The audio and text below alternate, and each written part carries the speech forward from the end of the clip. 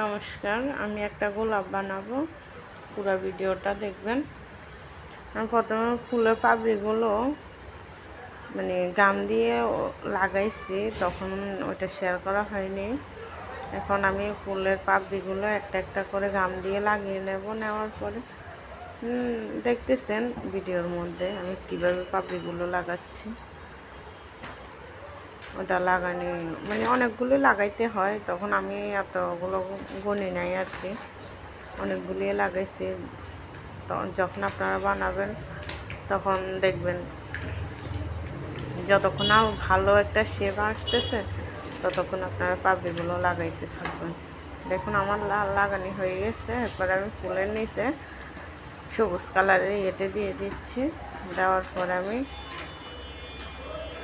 এখানে টিস্যুকে আমি ভাঁজ করে কেটে নিয়েছি। এরপরে আমি টিস্যুটাকে ভালো করে মুড়িয়ে নিচ্ছি। এরপরে আমি ওই যে সবুজ একটা ট্যাপের মতো, ট্যাপ না, আমি ওটা পলিথিন, সবুজ কালার পলিথিন দিয়ে ওটা মোড়াই। এরপরে আমি পাতাগুলো আগ থেকে রেডি করে রাখছি। রেডি করে রাখার পরে আমি ফুলের সাথে পাতাগুলো দিয়ে আমি গ্যাস লাইট দিয়ে একটু ওই পলিথিনটাকে ভালো করে লাগিয়ে নিচ্ছি। দেখুন আমার ফাইনাল লুক।